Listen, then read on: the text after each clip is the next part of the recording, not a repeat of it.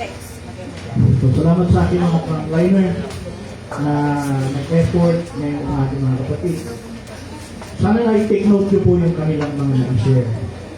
At mamaya pwede natin usapan na sharing doon sa ating self-grouping mamaya. So, praise the Lord. Ayun po, ang topic po natin ay The Spirit and the Bride Say Come.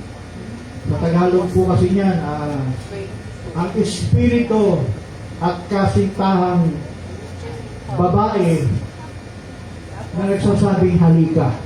Yun po yung sa Tagalog. So, basahin po natin sa Revelation chapter 22, verse 17. At ang Espiritu at ang kasintahang babae ay nagsasabi, halika. At ang nakikinig ay magsabi, halika. At ang nauuhaw ay pumarito. Ang may ibig ay kumuhang walang bayad ng tubig ng buhay. So, yun po. Ito pong message, mga kapatid, ay patungkol po sa tubig ng buhay. Napakahalaga po ba talaga ng tubig? Mahalaga po ang tubig. Mawalan ka na ng kuryente, wag lang tubig. Kapag isang buwan wala kang tubig, hindi ka tatagal. Hindi tayo tatagal. Sa bahay natin, mawalan ng tubig ng isang buwan. Ano mangyari po sa atin? Diba? Alam na natin po, kapatid. Mahihirapan tayo. Kaya, mahalaga po ang tubig, mga kapatid. Sa pinag-uusapan ito, sa papaksay ko ngayon, mga kapatid, ay meron pong two sense of water of life. Meron pong tinatawag na literal sense of water and spiritual sense of water. Dalawang uri po yan, mga kapatid, and that is parallel. Parallelism, no? Kung tawagin natin yan, may parallel. Literal water, spiritual water. Meron po yan parallel. So, kapag dito muna tayo sa literal, mga kapatid, paano po ba nagsimula ito? Alam nyo, mga kapatid, bago lalangin ng Diyos ang tao, ayon po sa Genesis chapter 2, pakipos lang. Genesis chapter 2, verse 15. Mababasa po natin doon, mga kapatid, na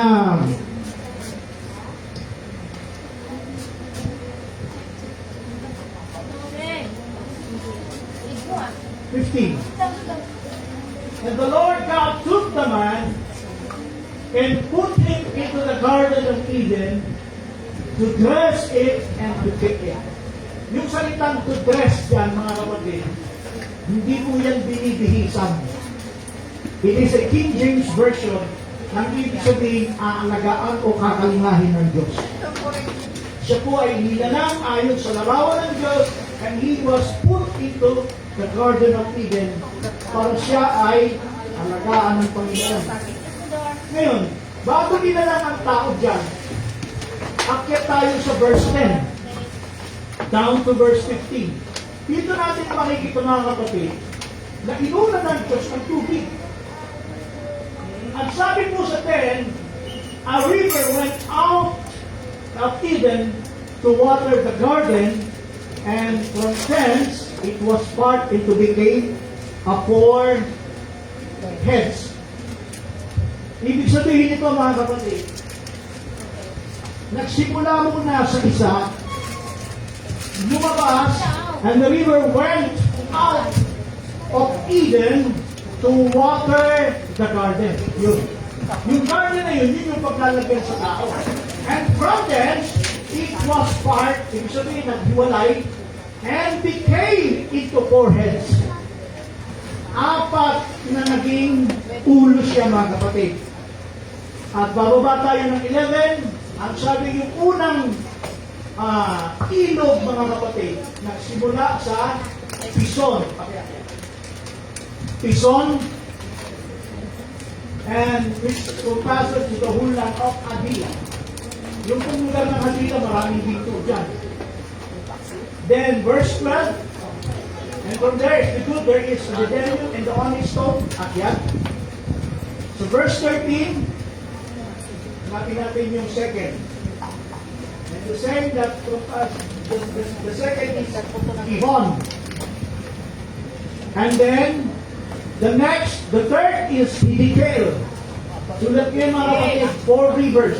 Hiddekel, and the last is Euphrates. And the fourth is Euphrates. Ibig sabihin, nanggaling siya from Eden, isa lang muna siya, at ito'y nag-divide into 4. Hindi na yung binasa natin na 4. Pison, Gihon, Hiddekel, and Euphrates. So, paisiin lang natin ang kwento mga kapatid. So, nalalang ng Diyos ang tao, inilagay sa Garden of Eden, nandun na yung 4 rivers. Nandun sa north, nasa east, nasa south, from Africa, and Arabia, mga kapatid. Hallelujah! Nagsusupply na siya, mga kapatid, ng tubig upang magkaroon ng buhay. Sibulan ng mga pananim. Okay.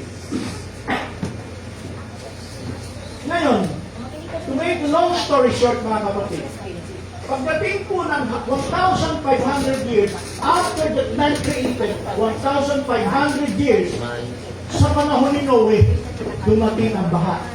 Ano nangyari? Nang bumaha, mga kapatid, mayroon pong nawalang ilog. Ano yung nawalang ilog? Possible, ito yung tatlo, yung Pison, Gihon, at saka Hiddekel.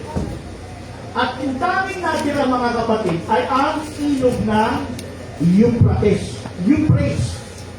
At itong ilog ng Euphrates na natitira after the flood, binibilisan ko lang, mga kapatid, tinatawag ito ngayon na tinawag ng Mesopotamia. Narinig niyo na ba yung salitang Mesopotamia? Alam niyo ba ang ibig sabihin ng Mesopotamia? Ang ibig sabihin ng Mesopotamia ay may kinalaman sa dalawang magkahiwalay na ilog na nanggaling from, sana may post natin yung map, Mesopotamia. May natin nagmula siya at nag-split itong dalawang ilog from Euphrates, nag-split ng isa, tinawag na Tigris o Tigris. Yung Euphrates ay nag-split ng isa na naging dalawa siya ngayon. Ito ang Euphrates at saka Tigris River. At yung Mesopotamia ay isang rehiyon na hindi lang ang Mesopotamia ay Iran, kundi siya rin ay Iraq, Iran, at somewhere in Syria, north na yan, paakyat hanggang Turkey. Yan ang inaakyat ng tubig na ito, mga kapatid.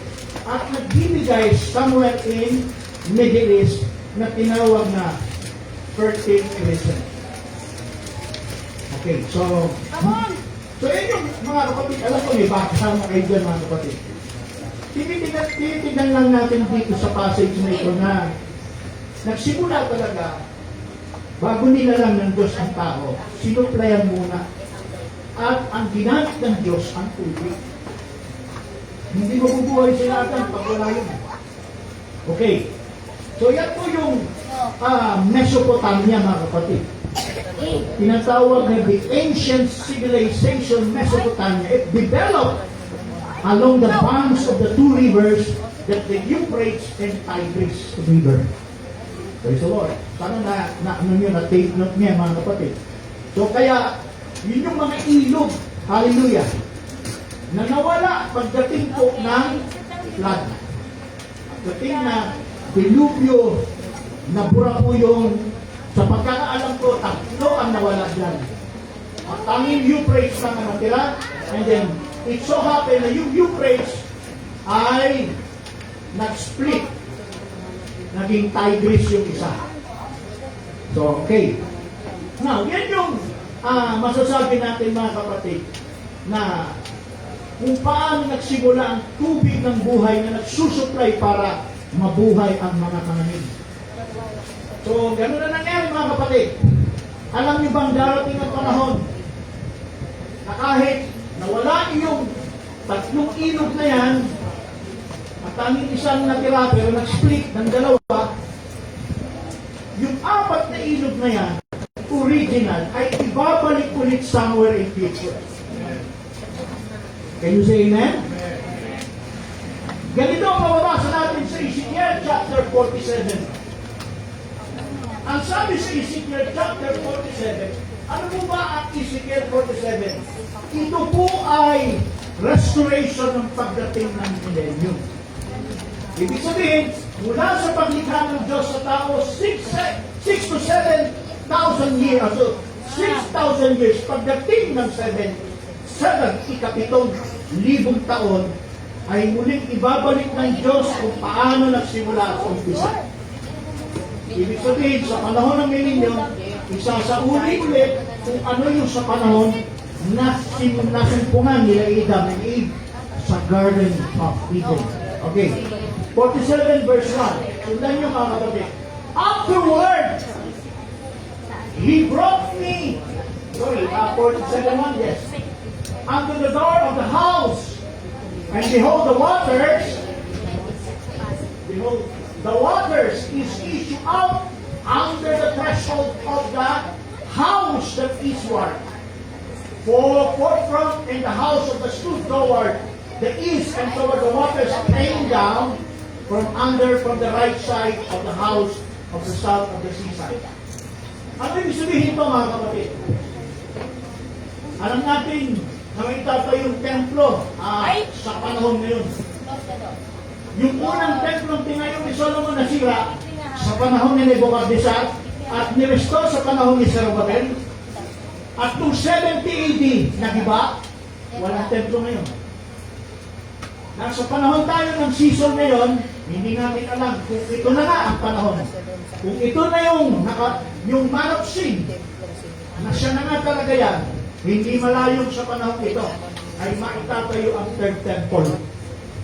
Ngayon, itong binabanggit sa 47:1, ang bahay na tinutukoy dyan, ay walang iba kundi ang millennial temple. Can you say amen? Susundan niyo ba mga kapatid?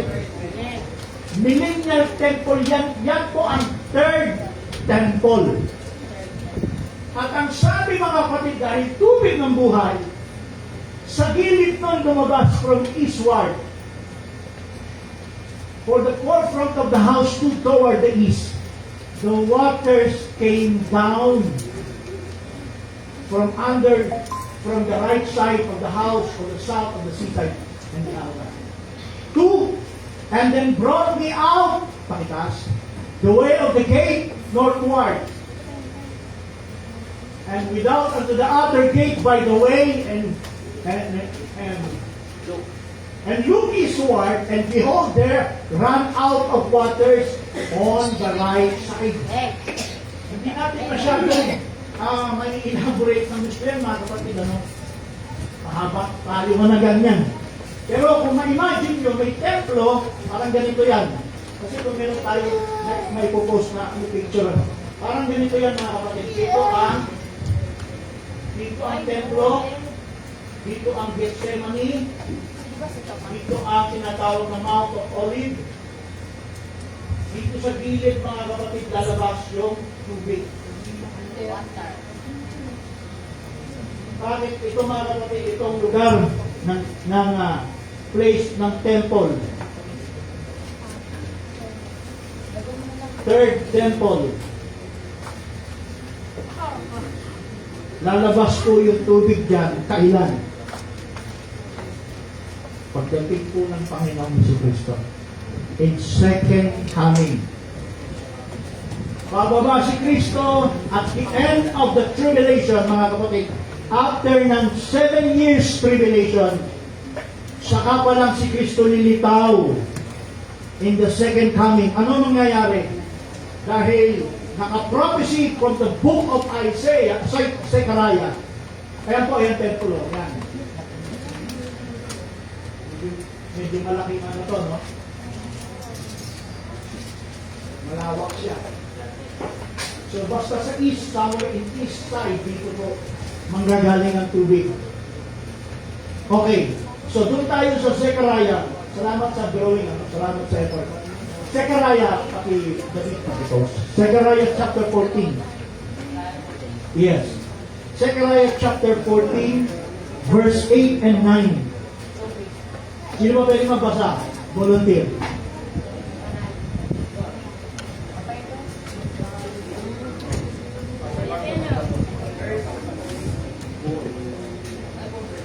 Verse 14. Verse chapter 14, 8 and 9. Zechariah 14, verse 8. 8 and 9. And it shall be that day that living water shall go out from the Jerusalem, half of them toward the former sea, and half of them toward the hinder sea. In summer and in winter shall it be. Verse 9. And the Lord shall be king over all the earth. In that day shall there be one Lord, and his name one. Sa verse 4 tayo. Iba naman. Verse 4. Akit tayo ng verse 4. Ayan. Ibasa.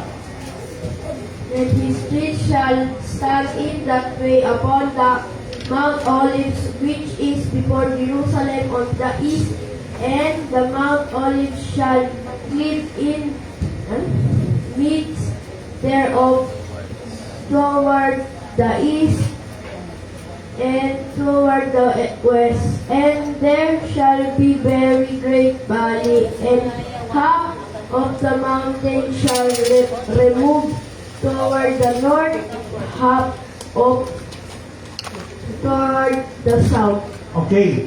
Mga kapatid, sa second coming ni Christ, magaganap ito. Yung ay, binasa kanina sa Ezekiel 47, it's related to Zechariah 14. And his feet shall stand day upon the Mount of Olives. Saan daw tatapak si Kristo pag baba niya galing sa alas? Sa bundok ng Mount of Olives.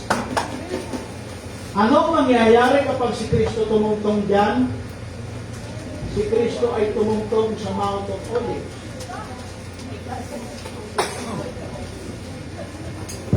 Ang sabi rito, pagtungtong niya sa Mount of Olives, to Jerusalem, on the east and Mount Olives shall cleave. Mahahati. Mahahati yung bundok na yon. Ibig sabihin, magbubukas siya ng daan at yung ilog ay tatawid siya. Yung tubig na lalabas dun sa Ezekiel 47:1, nalalabas yung tubig. Pagtapak ni Kristo sa Mount of Olives, mabibiyak, lalabas ang tubig sa gilid ng templo. Para saan? Just to water the seeds doon po sa mga ilalim ng lupa. Ang tubig na ito ang magdidilig para lumitaw ang mga punong hindi pa natin nakita at nakain. Hindi pinakain sa atin ng Panginoon. Yung sa millennium, matitikman din natin kung malumpay tayo as glorified body. So, ang sabi mahahati sa kalahati yung bundok. Ito yung tubig, sa kabila yung tubig. At didilig yun sa buong kalupaan, mga kapatid. Hallelujah. Yun po ay mangyayari sa pagparito ng ating Panginoong Kristo. Ngayon, bakit? Ano nangyari? Bakit dati na naiinog na? Alam niyo ba kung paano sa panahon ni Noe, nang dumating ang baha, yung apat, naging isa na lang, at yung isa nahati sa dalawa. At pagdating naman sa panahon ng bago pagparito ni Kristo, hindi na tubig ang babalot sa mundo. Ano na? Apoy. Basahin natin ang ikalawang Pedro sa Tagalog. Sa talatang, kapitulo 3, talatang 10. Ganito ang ating mababasa. Sulat po mga kapatid. And sana mga kapatid, habang dumidiscuss tayo, tumatalakay tayo nito mga kapatid, yung po mga magulang na mayroon pong ampon o kung sino man ang nag-ampon sa inyo, mga kapatid, yung cellphone na hawak nila ngayon, ipautos niyo sa kanila na sila ay mag-post ngayon din. I-post, utusan ninyo sila na buksan mo anak at lagay mo sa timeline kung ano yung pamagat at ano yung sinabi. Ngayon din mga kapatid. Hindi ba yan alok ng espiritu at ng nobya? Alok yan. At sabi nga dito, whosoever will, hindi kayo pinipilit. Pero dun sa gusto at nais sumunod mga kapatid, tatanggap kayo. Makakainom kayo ng tubig na ito. Okay. Which is before Jerusalem? Please. Ano yung sinabi ko? Ikalawang Pedro. Kapitulo 3, talatang 10, Tagalog. So, apoy ang susunog sa mundo, mga kapatid. Susunugin ang mundo ito ng apoy. Hindi po biro yan sa Tagalog po. Ang sabi sa Tagalog, ito, datapwat, darating ang araw. Anong araw yan? Pagparito ng Panginoon. Na gaya ng magnanakaw na ang sangkalangitan sa araw na iyan ay ano raw? Sabihin natin, mapaparang. Na ano raw? Kasabay ng malalaking ugong at ang mga bagay sa langit ay ano raw? Mapupugnaw sa matinding ano raw? Init. At ang lupa raw ay magagawa na nasa lupa ay ang pawang masusunog. Kasama yung tubig mawawala dyan. Kaya sa pagparito ni Kristo, pagtapak niya sa bundok ng Mount of Olive, ay muling lalabas ang tubig na ito. Just to water the land and the land. Okay, so naintindihan niyo mga kapatid, ganun kahalaga yung tubig. So, sinimulan ko sa panahon ni Adan, na pinalitaw ng Diyos ang tubig just to water the Garden of Eden. Kasi kailangan ng tao eh. Kasala ang tao mga kapatid, lumago ang kasalanan, yung buhay pinawasan ng Diyos. Kaya nga sabi ng Panginoon, magiging 120 taon na lang ang buhay ng tao sa panahon ng dumating ng bahay. Amen? Bakit? Binawasan ng Diyos ang blessing. Kasi yung kasalanan na mamamayagpag. Amen? Kapag ang kasalanan ay mamamayagpag, babawasan ng Diyos ang blessing. Ay, nako. Yan ang isang nakikita natin, tinuturo ng Biblia. Kaya kapag masipag po kayo sa kabanalan, papasaganain kayo ng Diyos, sabi sa Deuteronomy. Hallelujah. Kung ikaw ay pinayaman ng Diyos ngayon, may purpose po yung pagyaman mo. Pero kung yumayaman tayo at napapaniwala ang kaluluwa natin, mag-isipan natin kung saan ang galing yan. Pero kung sa Diyos mga kapatid, may purpose. Amen. So ganun po yung tubig, blessing po yun. Hallelujah. Praise the Lord. Can you say amen? Can you say praise the Lord? Intindihan nyo ba mga sinasabi natin dito mga kapatid? Nasusundan pa ninyo mga kapatid?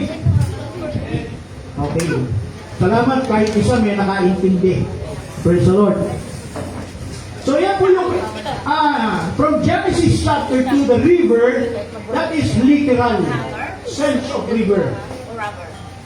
No, yung sa Garden of Eden, and then the restoration in the time of the millennium, the beginning of the millennium, mga kapatid, doon palalabasin yung ilog na yan. At kukumpletohin ni Diyos, pagbaba ni Kristo, down to the 1,000 years in millennium. Just to water the land. Sabi ko nga kanina, palilitawin ng Diyos mga kapatid, yung mga puno, may mga bunga na hindi natin nakain sa panahon natin. Amen.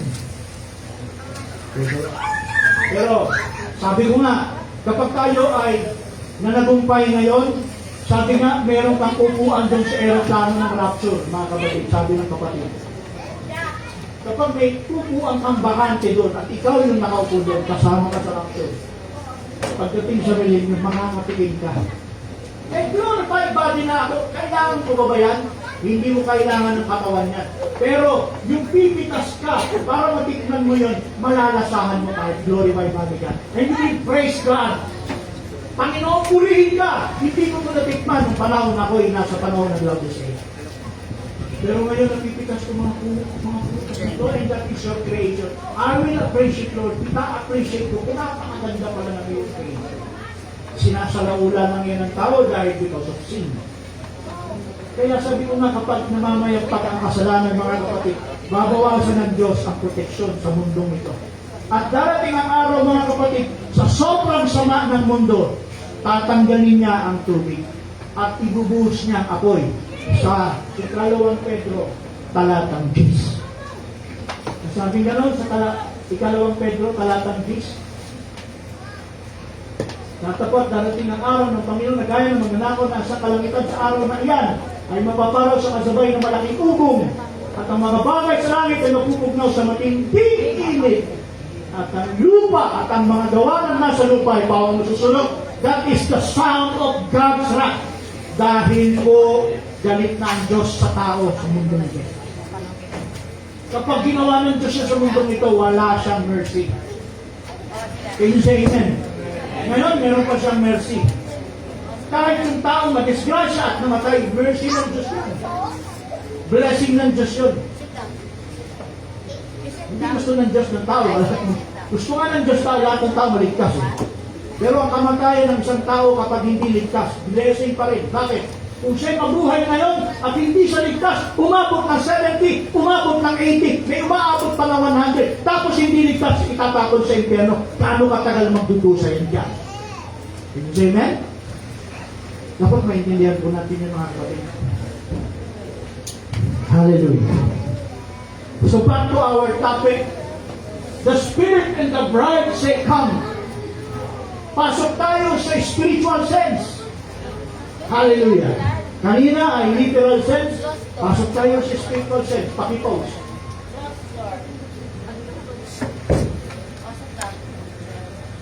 Revelation.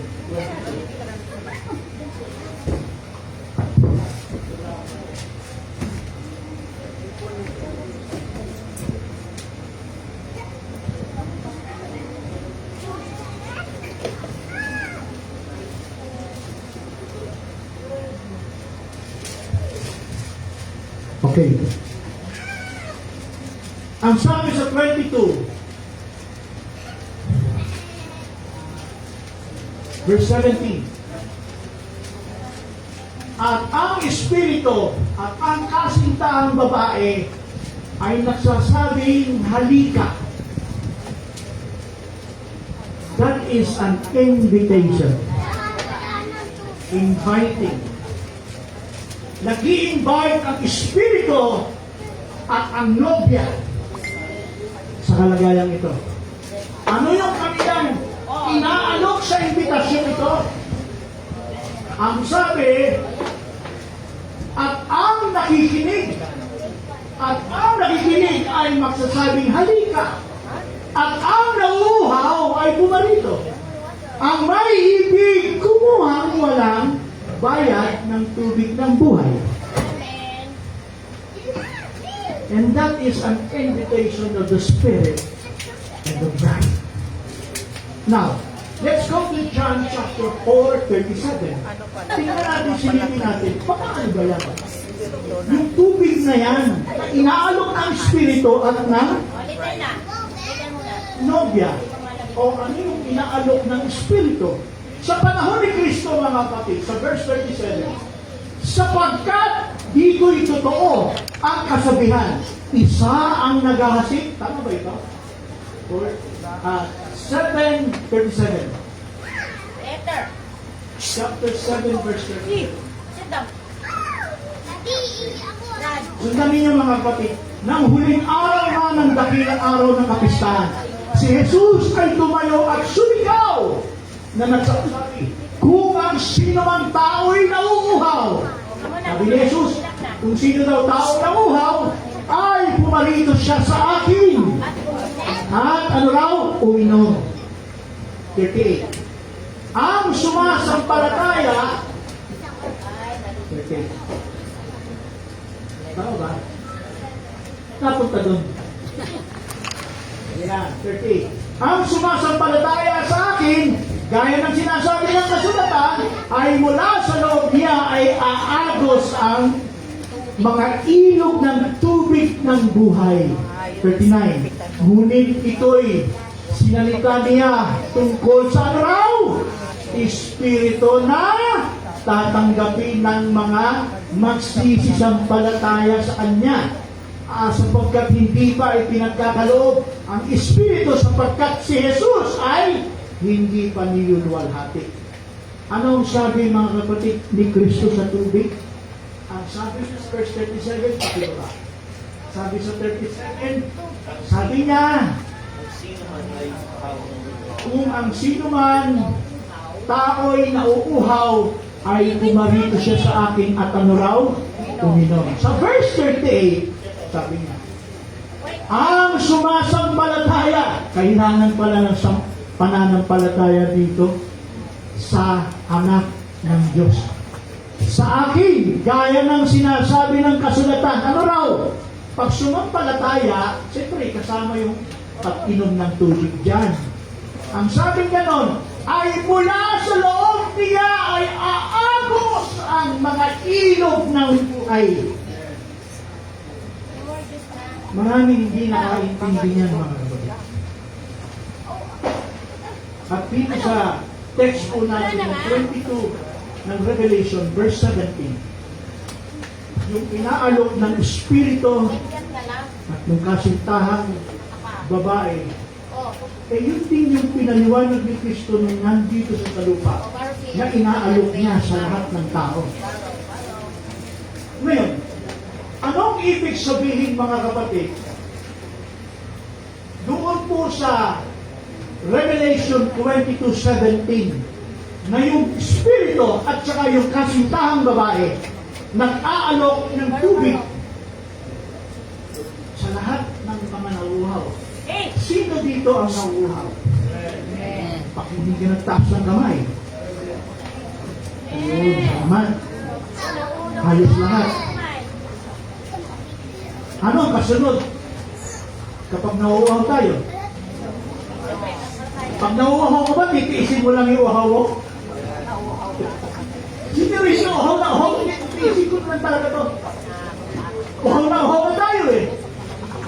Anong gagawin mo? Siyempre kukuha ka ng tubig para uminom. Ngayon mga kapatid, gusto kong ipakita sa inyo na yung Espiritu at saka yung kasintahang babae na nag-aalok, hindi po yun ang nauuhaw. Hello? Can you say that? Yung bang Espiritu at yung kasintahang babae, nauuhaw ba siya? Yes or no? Nag-aalok na lang. Nauuhaw? Nauuhaw? Yes or no? Taas ang kamay sino hindi nauuhaw? Taas ang kamay sino daw nauuhaw doon? Diba? Tapos na po yung kasintahang babaeng mauhaw. Siya po ay nakainom na.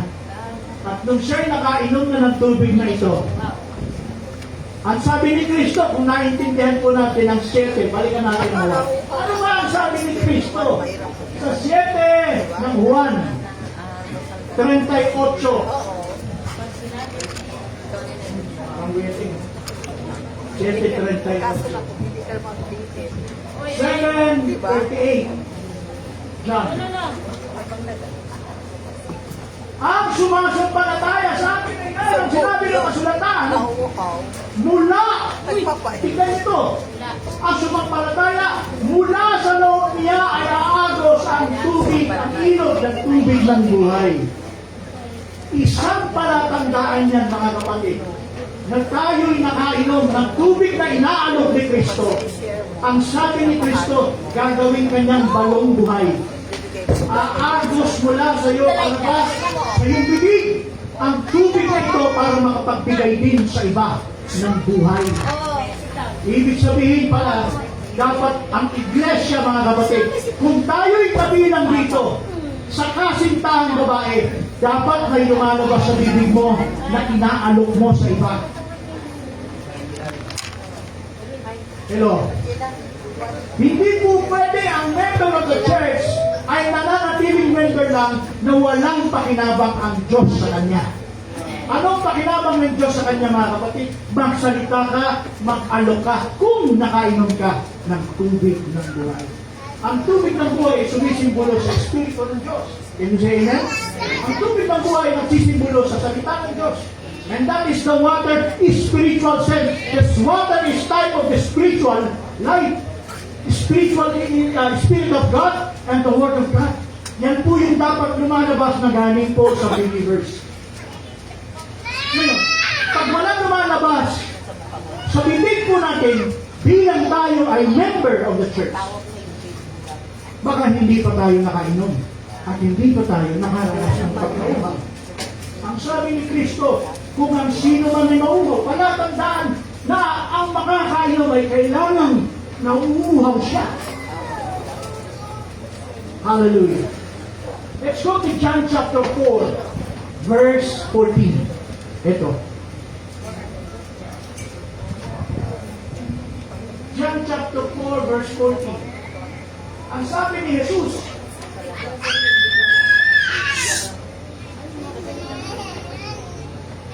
tatapwat ang sino mang uminom ng tubig na nasa kanya ay aking ibibigay.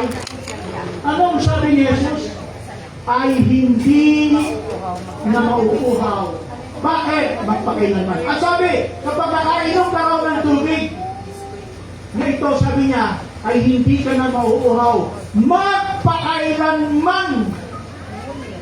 And that is the evidence that first you are thirsty and then you will drink this Spirit of God.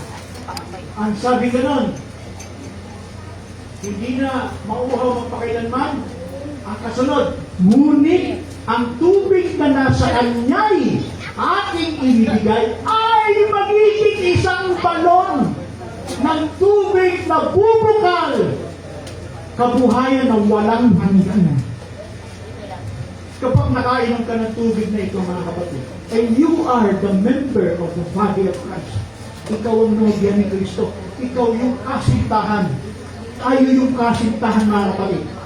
Ang palatandaan niyan, may lumalabas sa bibig natin na tubig ng buhay para makapagbigay ng buhay sa iba. Amen. And that's the purpose. Kung paano si Kristo sa kanya nangyari yan, ginawa rin ni Kristo magbigay siya ng tubig. Sabi ni Kristo ang tubig na ibibigay ko, sabi niya sa babae, yung conversation in John chapter 4, yan yung babaeng Samaritan na isang hintil, half Jew, half Gentile, Samaritan woman, na na-encounter ni Kristo dun sa balon na nag-iigib ng tubig. At samantalang yung mga alagad ay umaroon at sila'y bumibili ng kakainin nila, mga kapatid. Sinamantala ni Kristo, napitan yung babaeng umiigib sa balon. At ano gustong ipakita ni Kristo? Ang tungkol sa tubig na inaalok na ito, na siyang pinag-uusapan ng tubig. Ang sabi ni Jesus sa kanya sa babae ito, bigyan mo ako ng tubig. Sabi ni Kristo, ang tubig na yan, na kapag ininom mo, mauuhaw ka ng mauuhaw. Pero ang tubig na ibibigay ko sa iyo, kapag nainom mo, sabi diyan sa verse na yan, 14, ay hindi ka na mauuhaw magpakailanman. At ang nangyari, ikaw ay magiging ano raw? Magiging balon. Tanong! Naging balon ba yung babae? Spiritual sense. Amen. Hindi ba narawan yun ng iglesia? Basahin natin kung ano nangyari sa babae. Sa 15, sinabi sa kanya ng babae, Ginoo, ibigay mo sa akin ng tubig na ito upang ako'y huwag pakuhawin. Kung marito man, mapapagod na siya. Bilang babae, tagahakot. Kasi sa Jerusalem yung tagahakot ng tubig, talagang babae. Kasi nagulong na sila. Okay, sana ko. Huwag makuhaw, ganito, humigit pa. 16, sinabi sa kanya ni Jesus, humayo ka, tawagin mo ang iyong asawa, at pumarito ka. Ano sabi ngayon sa verse 17? Akyat. At sumagot ang babae, sinabi sa kanya, wala akong asawa. Sinabi sa kanya ni Jesus, mabuti ang pagkakasabi mo, wala akong asawa. Sapagkat nagkaroon ka ng 5 asawa, at ang nasa iyo ngayon ay hindi mo asawa. Kaya mga kapatid, dito may mensahe about LCM. Mag-iingan natin ito. Kapag ka hindi mo na-arrange ang isang lalaki at isang babae, hindi mo pa yan asawa. Si Kristo may sabi. Amen? Huwag po kayo ma-open sa akin ha. Love ko kayo, pagmamahal ito. I'm telling the truth mga kapatid.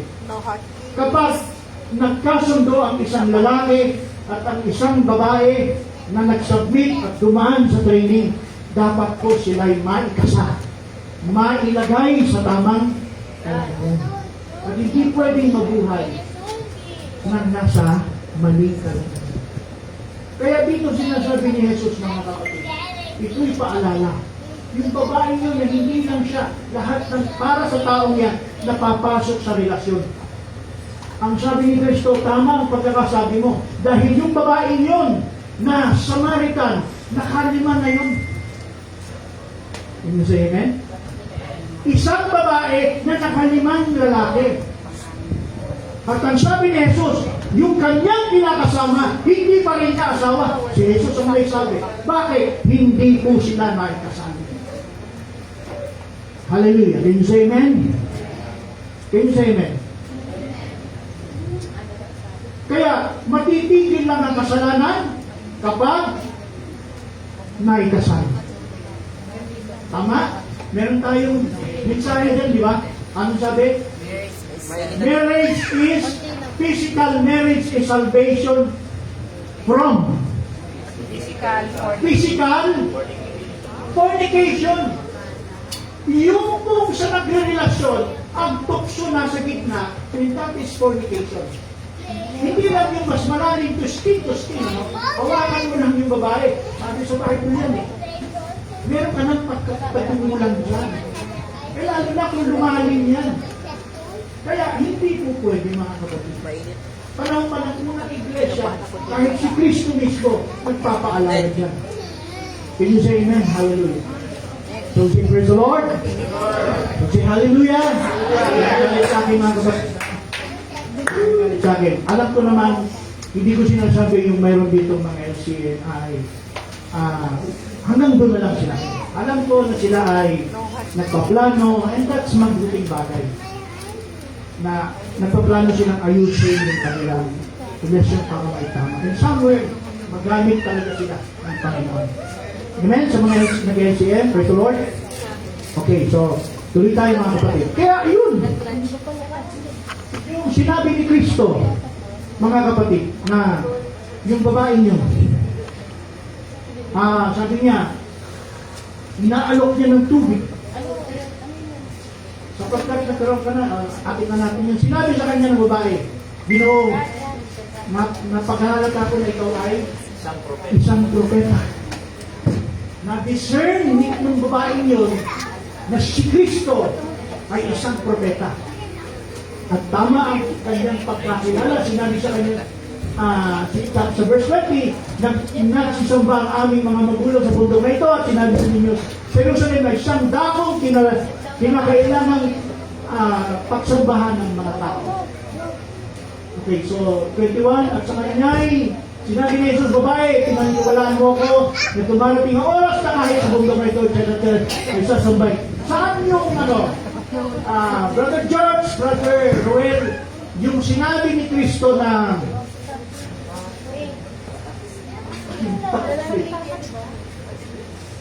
sambahan mo ang Diyos. Hindi, yung grabe ginagawa. Yung sa babae na Worship the Lord thy God. yung personal tanong babae na tubig. Anyway, baka maalala po ulit. Ibig sabihin mga kapatid, inaalok ni Kristo yun. Kasi ayun, naalala ko na. Ang tanong ko, sabi ko, nakainom ba yung babae ng tubig? Anong ebidensya natin nakainom? Yun yung hinahanap kong verse. Siya ay nagpunta saan? Sa bayan. Sa bayan. Sa bayan. At anong ginawa niya? Tinitigan lang sino. Pinamalita niya. Kala kayo, gugulakin ang Diyos sa mundo. Pinamalita niya yung... Anong sabi ba talaga? Pinamalita niya na encounter niya si... Alam mo yung verse? Hindi yung hinahanap kong pastor, alam mo yung verse? Babae. Magagaling sa memory verse eh. Ako medyo mahina. Hallelujah. 25 ata. Okay, so hindi na, konti na lang ito mga kapatid. Nakapusin ko lagi. Ano ang version? Yung sinasidad.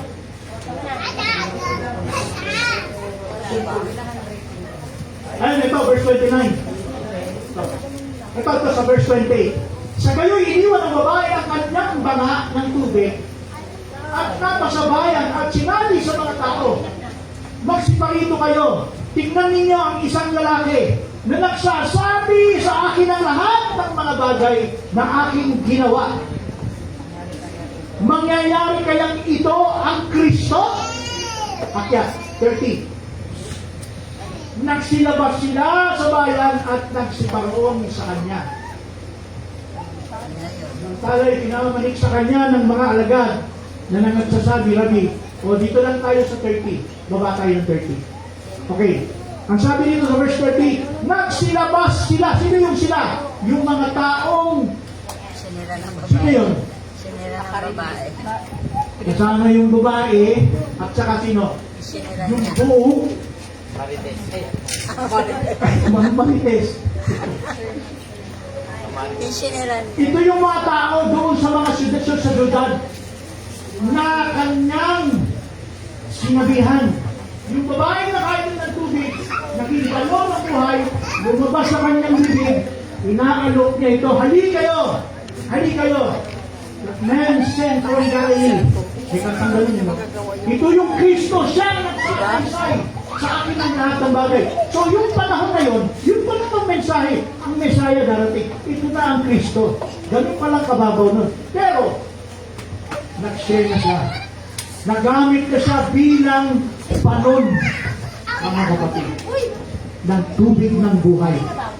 At nakarinig nang sila ay inaralan ng babae, inakay ng babae sa harapan ni Kristo. Ang mga ito ay naturuan ni Kristo. At ang karamihan sa kanila ay napasama sa kalimunan ng mga alagad o disipulo ng Panginoon. Praise the Lord. Kaya, dito po sa 22 verse 17 mga kapatid, balikan natin ang ating text. At ang sabi mga kapatid, hallelujah, ang Espiritu at ang kasitang babae ng sabing halika. Ang nag-aalok ay hindi na nauuhaw. Ang nag-aalok ng Espiritu at ang kasitang babae ay balon ng buhay.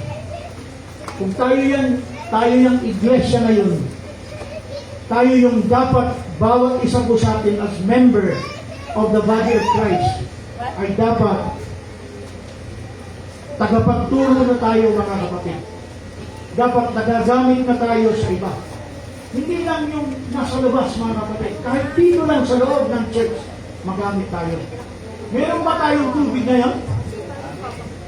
Meron ba tayong tubig, Pastor? Meron tayong EA. Ito maraming naiirita dito pag binabanggit natin yung EA1, EA2A, EA2B. Bakit pa sinabing EA2B? Ang ibig sabihin niyan mga kapatid, EA2B nag-share ka na. Nagtuturo ka na. Nag-witness ka na katulad ng babae. We are a church. We are a chosen of God, a bride in this end time. may mensahe tayo ngayon mga kapatid. Ano pa yung mga lagi natin naririnig na message? Hallelujah. Tubig yan mga kapatid. Bakit kaya sabi tubig? Ito ang tubig natin sa panahon ito. Hallelujah. Yung pong mga message natin, napakarami yan sa series, sa serye kung Tagalog, na halos linggo-linggo at meron tayong mga records ng mga Tagalog. Gabi-gabi may bawat family na yung ibinibigay na mensahe. Alam niyo bang payo, yung mga words of wisdom, yung po yung sinasabi ni Solomon na mga karunungang hindi nagmumula sa tao, hindi nanggagaling sa tao, galing ito sa ating Panginoong Jesucristo. Can you say amen? Anong sabi ni Kristo? Hebrews chapter 1, siguro ito yung last verse ko. Anong sabi ni Kristo sa Hebrews chapter 1, verse 2? Si Kristo ba ay nagsasalita ngayon? Nagsasalita si Kristo.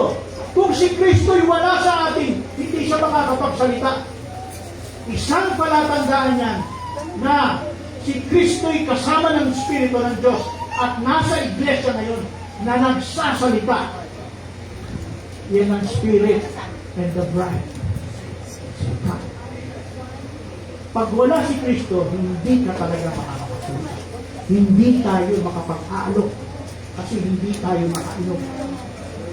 Ang sabi nito mga kapatid, pansinin nyo to. Sawan muna, sawan. Ang Diyos na nagsalita ng unang panahon sa ating mga magulang, sa iba't ibang panahon at ibang paraan sa pamamagitan ng mga propeta. Ibig sabihin dito, yung Old Testament, direct na sila ay kinakasihan ng Diyos sa mga propeta, kinakausap sila.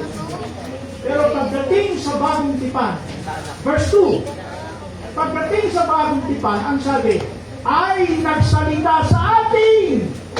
Saan daw? Sa mga huling araw na ito. Saan? Sa pamamagitan ng kanyang anak. Amen. Nagsasalita daw si Kristo.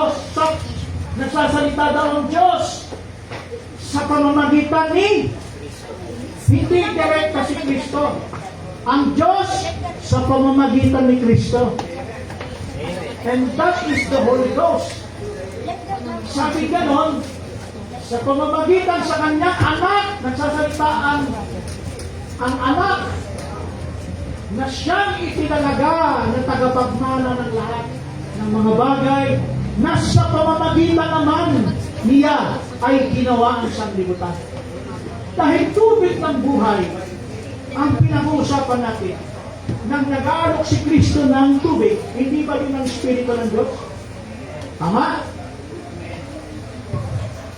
Nanakay Kristo. Nung si Kristo ay umakyat after his death and he was resurrected and he was sitting in the right hand of the Father. Nung siya ay nandoon sa kanang kamay ng Ama, bumaba ba si Kristo sa anyong Espiritu na kasama ng Diyos o hindi? Amen. Kasama. Nasaan yung Espiritu niyan? Nasa atin ngayon. Sa 22:17. Nag-aalok yan. Ano yung mga inaalok niyan ngayon sa huling araw na ito? Sa panahon natin, yung present truth, yan ang tubig ng buhay natin ngayon. Yung pinagtatawanan ng karamihang tao, yung nandilibak sa atin, na yung mensahe nyo, galing lang sa tao yan, hindi yan sa Diyos. Yung mga training ninyo, yung ginagawa ninyong sa mga bata na yan, na yung pagmamalatis sa mga bata na ganito ang ginagawa ninyo, hindi yan sa Diyos. Diyan sila masusukat pagdating. Then finally, mga kapatid, hallelujah. Sabi ng Apostol Pablo, if you have know this, sabi ka no? Romans chapter 8. Kasi tubig ng buhay ito eh. Related ito talaga kay Kristo. Hindi po pwedeng direkta ngayon sa panahon ng New Testament, direkta po ang Espiritu ng Diyos sa Iglesia. Hindi tayo lumang tipan. Tayo'y nasa bagong tipan. May anak na pinadala. ay nagsasalita sa atin sa mga huling araw na ito. So, ano yan? Romans 8 po, sabi ko kanina. Romans 8. Sa Romans 8 po, Pastor, sabi mo. Romans 8.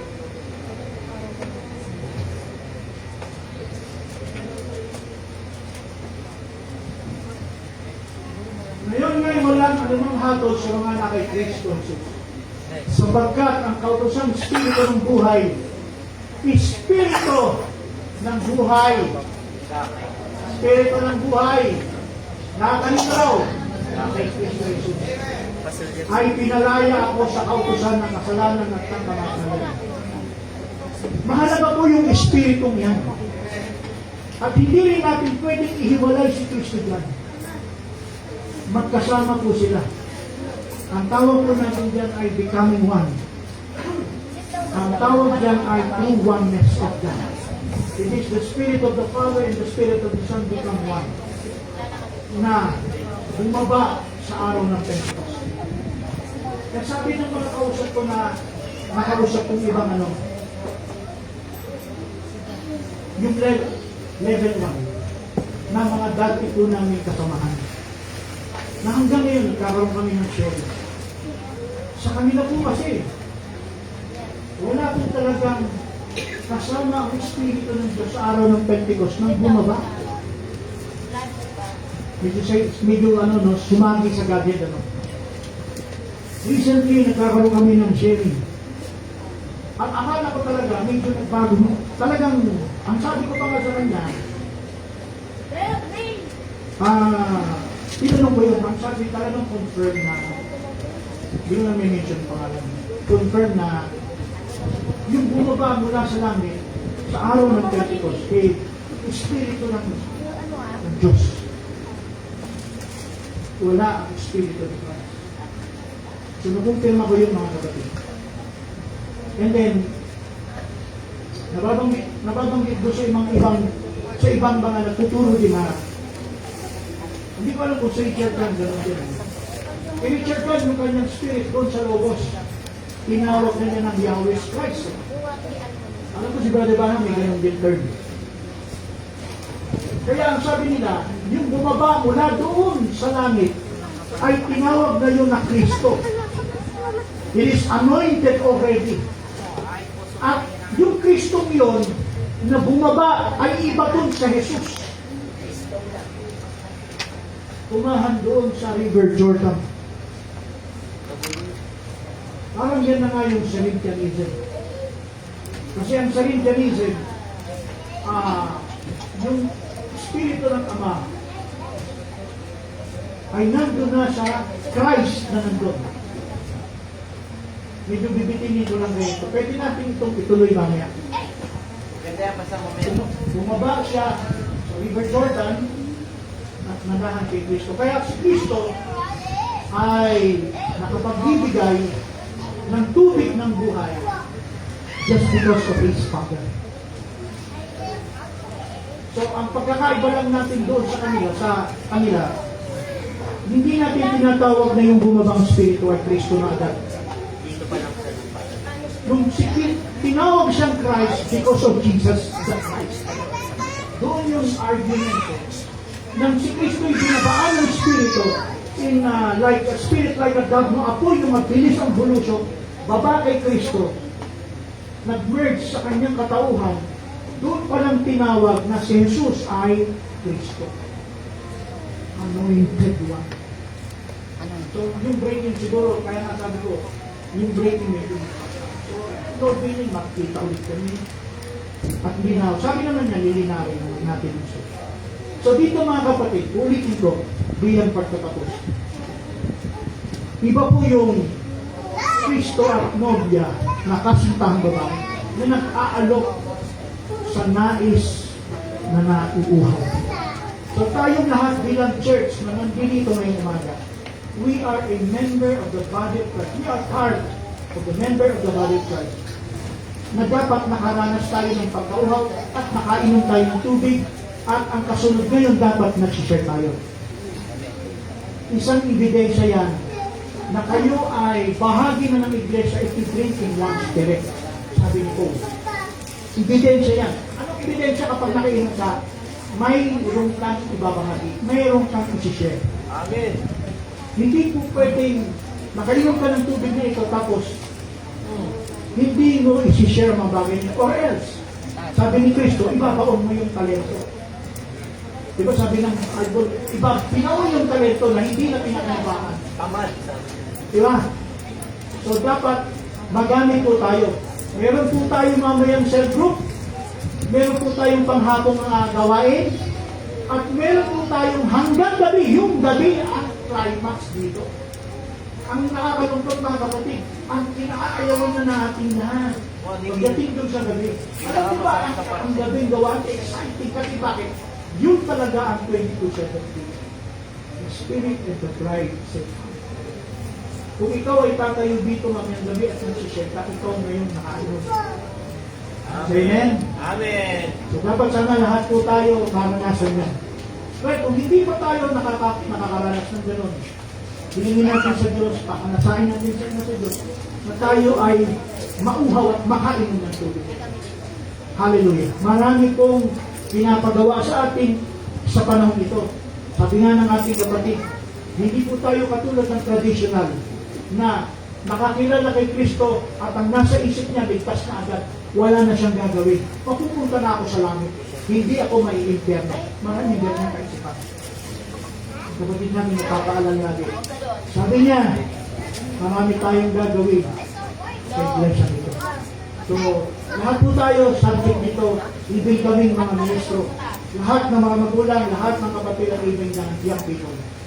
Lahat po tayo ay magkaisa at magkaroon ng pagtutuntungan.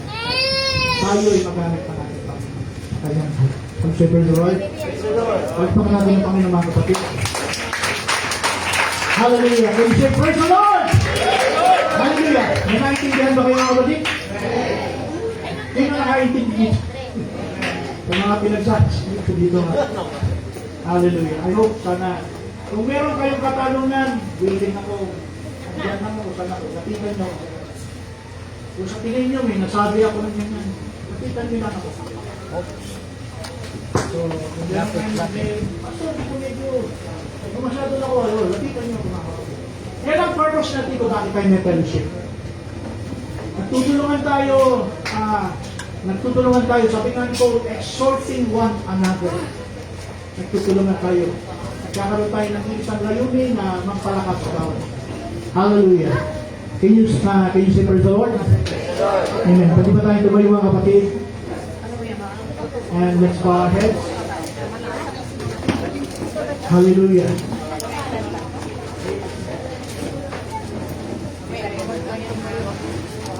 Tingin natin ang ating mga mata ng kapatid. Ama naming Diyos, banal at makapangyarihan sa lahat, Panginoon. Sa kapatid ko na ng iyong mga anghel na nasa langit, Panginoon, kung saan ang iyong anak na si Yesu Cristo ay nakakumpli sa dakong kabanal-banalan. Lord, naririto kami, Panginoon, lumalapit sa iyo, Lord, na kami ay nagsusumamo sa iyo, Panginoon. Sa umagang ito, Lord, sa paksang amin pong napag-usapan, Panginoon, ang patungkol sa tubig ng buhay. Panginoon Diyos, ibigan mo kami na kasama ng iyong Espiritu, kasama ng iyong kasintahang babae na nagsasalita ng halika. Itunay mo kami, Panginoon. Ilagay mo kami, Panginoon, bawat isa na kami yun na nag-aalok sa mga taong nagnanasa na sila'y makainom. Yung mga taong pagod na sa sanglibutan nito, Lord. Yung mga taong hinahanap ka, Panginoon, pag ikaw ay paglikuran, Lord. Dalangin po namin, Panginoon. Gamitin mo kami bilang instrumento para sa kanila, Lord. Huwag niyo pong hayaan na kami nabubuhay na parang okay lang ang lahat. O Lord, bigyan mo kami sa puso namin ng contrition, Panginoon. Ilagay mo sa puso namin, Panginoon, ang isang bagbag na kalagayan. Huwag niyo po kami hayaan na kami kampante. Huwag niyo pong hayaan na okay ang lahat. O Lord, tipuin mo ang aming kaisipan, Panginoon. Kung kami nabubulag, Panginoon, sa bagay ng mga material sa sanlibutan. Upang ipagpalhin, Panginoon, ang bagay ng kaluwalhatian na kaabang kalinuman. Huwag niyo po hayaan, Panginoon. Lord, ang aming sitwasyon sa loob ng iglesia nito, hallelujah, meron dito mga young people, possible pa lang sila. Meron dito, Panginoon, na sa middle age. Meron dito nandun na, malapit na sa pag-uwi. O Lord, tulungan niyo po kami, Panginoon. Hanggat meron pang natitirang panahon kang ibinibigay, Lord. Turuan mo kaming magsilot. Turuan mo kaming magkaroon ng pusong alala, Panginoon. Na parang kami namatayan, Panginoon. Huwag niyo pong itulot, Lord, kahit na kami nalilibang sa mundong ito, Lord. Hallelujah! Na ang mga bagay na tatapon namin yung aming mga panahon, natatapon namin yung mga oras sa walang kakwenta-kwenta. May mga bagay na hindi namin pinapansin ang mga mahalaga na tungkol sa iyong instruction, Panginoon. Oh God, tulungan po kami, Lord. Tulungan niyo ang bawat pamilyang nito, Lord. We are not yet perfect, Lord. Papunta pa lang kami po, Lord. Tulungan niyo po ang bawat isa, Lord. Magkaroon po ng harmony. Magkaroon po ng harmony ang bawat family, Lord. Na kung saan pag-usapan ang mga mahalagang bagay na ito, Lord. Huwag niyo pong hayaan o mahintulutan, Panginoon, na makalabas sila ng pintuang ito na wala silang natutunan. Wala silang bibig-bigin papunta sa kanilang tahanan, Lord. Wala silang babaunin, Panginoon. Huwag niyo pong pahintulutan sapagkat, Lord, ang labanan ay nasa labas. Hallelujah! Hindi po kakayanin, Panginoon, ng isang linggong labanan in 24 hours na wala silang baon, Panginoon. Hindi nila kayang humarap sa mga kamo ng mga pagsubok na mga pagtukso ng kaaway o God. Hallelujah! Tulungan niyo po kami, Ama. Lord, kahabagan mo ang iglesia nito, Lord. Maging ang lahat ng mga manggagawa. Alam namin, Panginoon, puno kami ng pagkukulang. Maging kami man, puno kami ng pagkukulang. Kulang kami sa pananalangin. Kulang kami sa pag-aayuno, Panginoon. Kulang kami sa dedikasyon, Panginoon. Hallelujah! Kaya kung minsan, Panginoon, dumarating sa harapan namin ang kapahintulutan mo na maglagay ng mga katigisuran, Panginoon. Hallelujah! Sapagkat ang mas pinapahalagahan namin ay mga bagay na panghuli, hindi ang panghinarap, Lord. Hallelujah! Lord, huwag niyo pong pahintulot, Panginoon. Alisin niyo, Panginoon, ang mga hadlang na ito, Lord God. Hallelujah! Tulungan niyo po ang bansa. Tulungan niyo kami. Mahina kami sa laman, Panginoon. Sagipin mo kami, Panginoon. Oh God! Hallelujah! Huwag niyo pong hayaan, Panginoon, ang kaaway. Ang diablo ay palaging naglalagay ng mga katikisuran sa harapan namin upang kami manghina. Panginoon, upang hindi namin gawin ang anumang bagay na nais mong ipagawa sa amin. Sa pangalan po ng aming Panginoon sa Kristo, Lord, amin pong tinatalian ang mga espiritu na kaaway na siyang gumagala at naghahanap ng masasila. Panginoon, sa pangalan ni Jesus, sa pamamagitan ng kanyang dugo, Lord God, manatili sa amin ang protection ito, Lord God. Hallelujah! Purihin ka, Ama, sambahin ang iyong pangalan, magpakailanman, Panginoon, mula ngayon hanggang magpakailanman, Ama. Salamat o Diyos sa iyong mga salita. Salamat sa iyong patuloy na pagpapaalala kung meron man, Panginoon. Nawa, Panginoon Diyos, ilagay namin ang aming mga sarili, ang aming mga buhay, ayon sa iyong kalooban. Hallelujah! Habang kami naghihintay sa pagparito ng iyong anak na si Yesu Cristo, Panginoon. Hallelujah! O Lord, tinataas ko po ang mga kapatid ko sa oras nito. Sino man dito, Panginoon, sa kalagitnaan namin, ang may mga pangangailangan spiritual, may pangangailangan pisikal, sa karamdaman man, Panginoon, kagalingan man, Panginoon, o kalakasan pisikal, O God, hinihingi ko sa iyong dakilang pangalan, sa pangalan ng Panginoon Jesus. Iganod niyo po sa oras nito. Pagpalain niyo po ang iyong salita. Naway makinabang po kami sila.